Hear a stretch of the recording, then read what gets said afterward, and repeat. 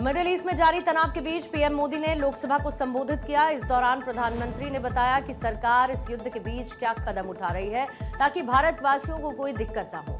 साथ ही प्रधानमंत्री ने यह भी कहा कि मौजूदा समय में हॉर्मुज के रास्ते आपूर्ति आना चुनौतीपूर्ण है। प्रधानमंत्री नरेंद्र मोदी ने संसद में बताया कि ये जंग भारत के लिए क्यों इतनी अहम है। प्रधानमंत्री मोदी ने कहा कि भारत अपनी जरूरत का बड़ा हिस्सा तेल और गैस इसी इलाके से मंगाता है और हॉर्मुज और खाड़ी का रास्ता हमारे लिए सिर्फ एक समुद्री रास्ता नहीं बल्कि हमारी ऊर्जा की जीवन रेखा है।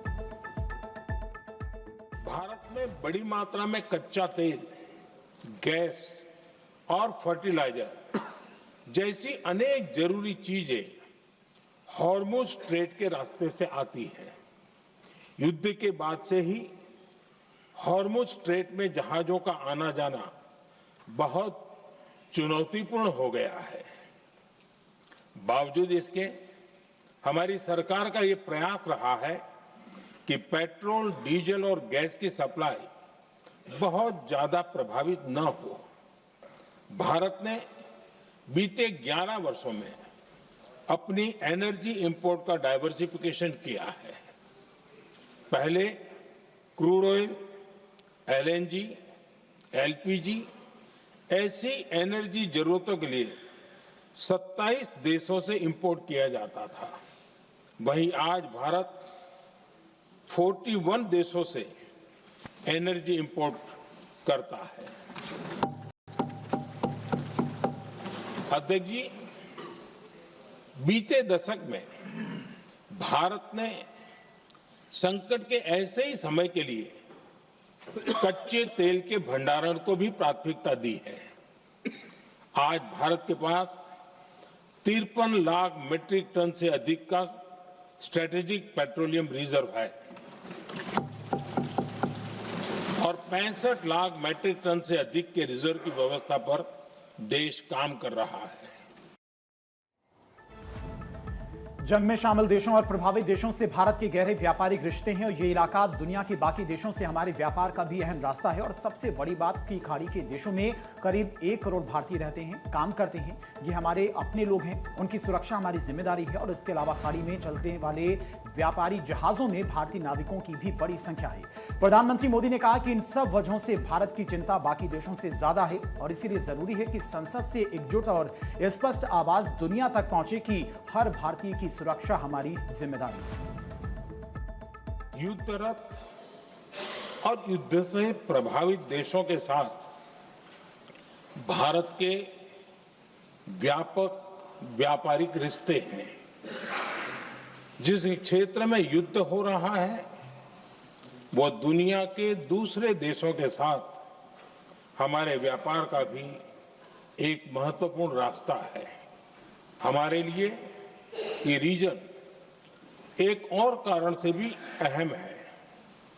लगभग 1 करोड़ भारतीय खाड़ी देशों में रहते हैं और वहां काम करते हैं। वहां समंदर में जो कमर्शियल शिप चलते हैं उनमें भारतीय क्रू मेंबर्स की संख्या भी बहुत अधिक है। ऐसे अलग अलग कारणों के चलते भारत की चिंताएं स्वाभाविक रूप से अधिक है। इसलिए ये आवश्यक है कि भारत की संसद से इस संकट को लेकर एक मत और एकजुट आवाज दुनिया में जाए।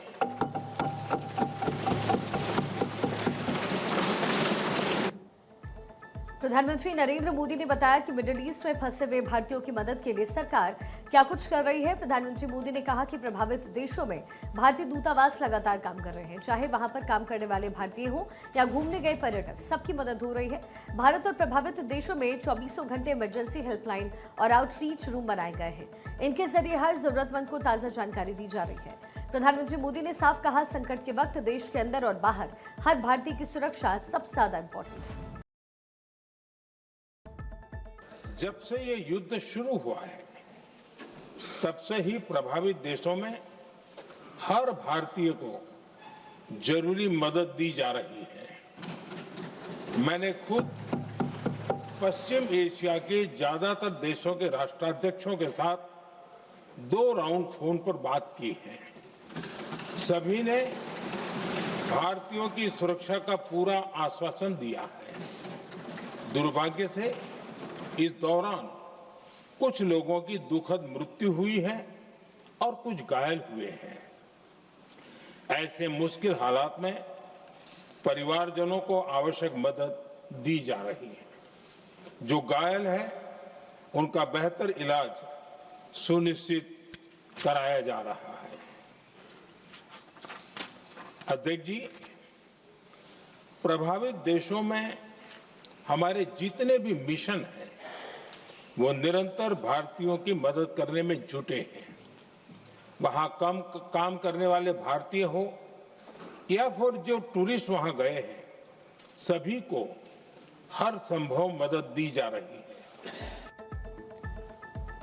पीएम मोदी ने कहा कि जंग शुरू होने के बाद से अब तक 3,75,000 से अधिक भारतीय सुरक्षित वापस लौट आए हैं। सिर्फ ईरान से ही करीब 1,000 भारतीय वापस आए हैं, जिनमें से 700 से अधिक मेडिकल छात्र थे।